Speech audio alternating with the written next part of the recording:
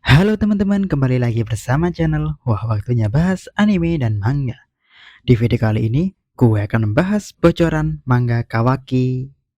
Maksudnya Boruto. Chapter ke-79 yang berjudul Kekuatan Maha Dahsyat. Karena emang isi dari chapter ini benar-benar dahsyat mengguncang dunia. Dan akhirnya gue pun jadi paham ya, kenapa Boruto anime bakal berhenti tayang untuk sejenak di akhir Maret nanti dan akan lanjut tayang lagi di bulan Juli dengan nama anime yang berbeda. Karena inilah jawabannya. Nggak akan ada lagi Boruto Naruto Next Generation. Yang ada adalah Kawaki Naruto Next Generation. Hehe. Mau tahu kenapa kok bisa gitu? Langsung aja kita bahas ya bocoran maha dahsyat di chapter ini. Jadi, check it out. Chapter ini dimulai dengan meneruskan ya apa yang telah terjadi di chapter sebelumnya. Pencarian Kawaki dimulai. Para Jonin tipe sensor ya khususnya, semuanya telah diperintahkan oleh Shikamaru untuk mencari jejak Kawaki. Karena, seperti fakta yang telah terungkap kemarin, Kawaki nggak akan mungkin untuk bisa terus-terusan menggunakan kekuatan dari suku Nahikona untuk mengecilkan tubuhnya itu.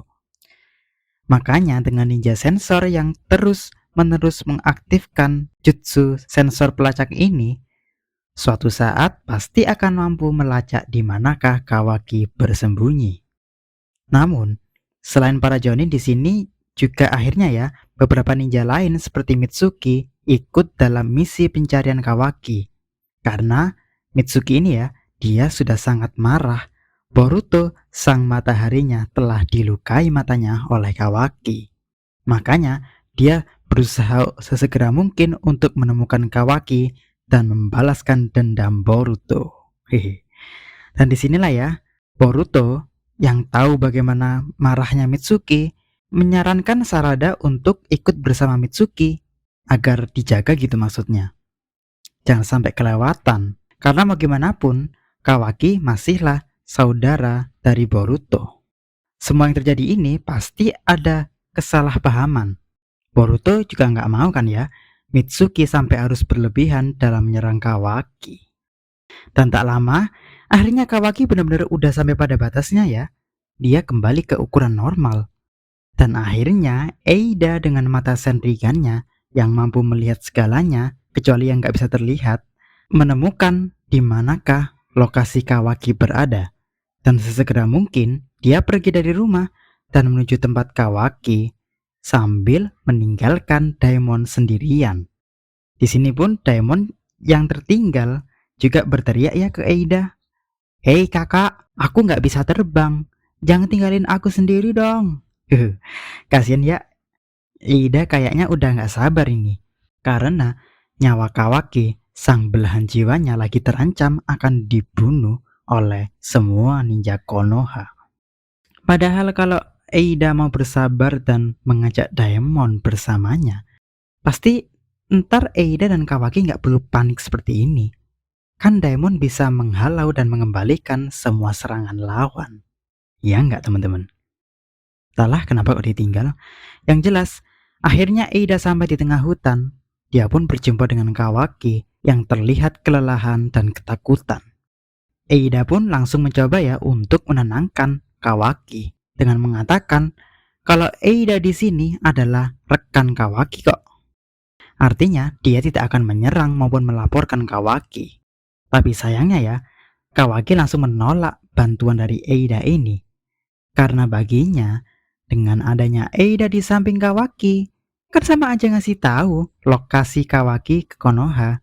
Karena Eida nggak bisa menghapus tanda cakranya, pasti bakal dilacak oleh ninja sensor dan ketemulah deh Kawaki. Ya nggak hehe. Eida pun tetap tenang ya dan bilang Kawaki untuk santai aja. Karena dengan kekuatan pemikat dari Eida, dia nggak bakal biarin siapapun untuk mengganggu mereka berdua. Tapi di sini Kawaki udah mulai putus asa ya. Dia berkata, "Udahlah, percuma. Apapun yang terjadi padaku sekarang semuanya nggak masalah." Maksudnya ya dia di titik ini udah nggak peduli. Mau dia ditangkap atau diapain. Karena yang jadi kekhawatirannya selama ini hanyalah Naruto kan ya, keselamatan Hokage.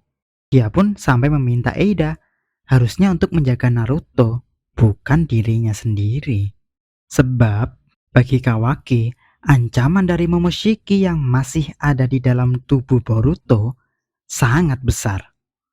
Naruto dan desa yang telah ia cinta dan jaga selama ini bakal hancur tak tersisa kalau Momoshiki dibiarin terus hidup di dalam Boruto. Sehingga Kawaki melanjutkan, fakta bahwa Boruto adalah anak Hokage membuat Boruto jadi kebal hukum. Alias semua warga pasti nggak akan ada yang bisa menyalahkan atau menyerang Boruto.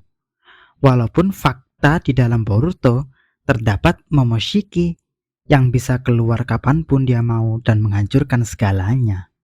Sehingga Kawaki terlihat di sini sangat marah, sekaligus ada perasaan iri dengan apa yang ada pada dirinya dibandingkan dengan Boruto. Kawaki walaupun berbuat baik seperti apapun, tetap aja dicap sebagai orang luar atau orang asing oleh penduduk Konoha, bukan sebagai anak dari Naruto. Walaupun Naruto udah berkali-kali ya bilang ke semuanya kalau dia menganggap Kawaki adalah anaknya juga.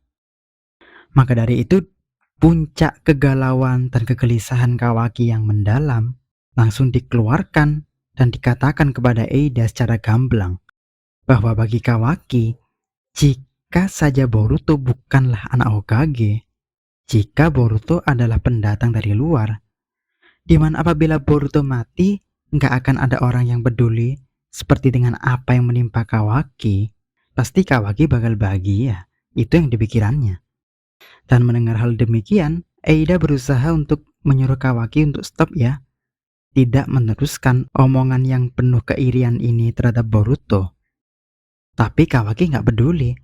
Dia malah menantang Eida untuk menatap matanya dan mengakui kalau Kawaki adalah orang yang nggak berguna. Orang yang bahkan tidak bisa menyelamatkan siapapun. Dan akhirnya tak lama setelah mendengar hal itu, cahaya atau aura ya di sini keluar dari Eida dan Kawaki.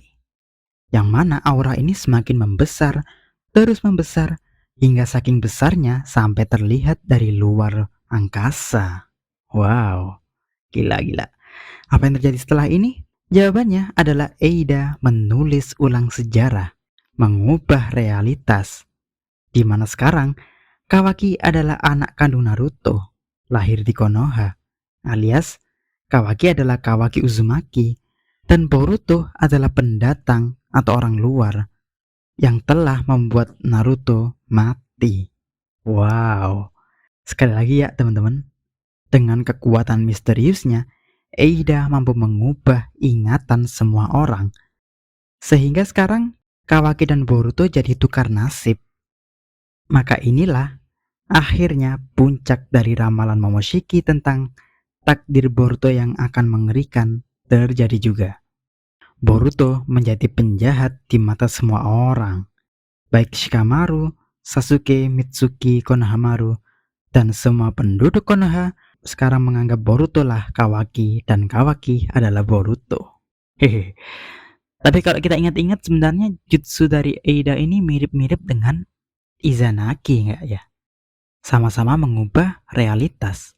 Dimana kalau Izanagi kan sebelumnya jika ada orang yang mati atau ditusuk atau di posisi yang apalah dengan diaktifkan Izanagi, maka yang sudah terjadi itu akan menjadi ilusi.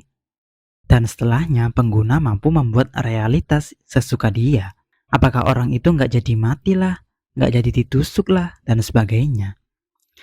Jadi bisa dikatakan jutsu Eida ini mirip-mirip Izanagi tapi lebih dahsyat kan ya? Sama-sama mengubah ilusi menjadi kenyataan dan kenyataan menjadi ilusi. Ya nggak teman-teman? Oke, kita kembali ke cerita ya. Sehingga setelahnya di sini Shikamaru langsung menyebarkan lokasi Boruto ke semua orang. Sarada pun bingung, kenapa kok Shikamaru malah menyebarin lokasi Boruto bukannya Kawaki. Ya, jadi di sini sepertinya Sarada adalah satu-satunya orang yang nggak terkena kekuatan ini. Seperti bagaimana sebelumnya dia juga nggak bisa terkena kekuatan pemikat dari Eida. Tapi jika demikian, berarti Sumire juga tidak akan terkena genjutsu pengubah realitas ini kan ya? Tapi entahlah ya.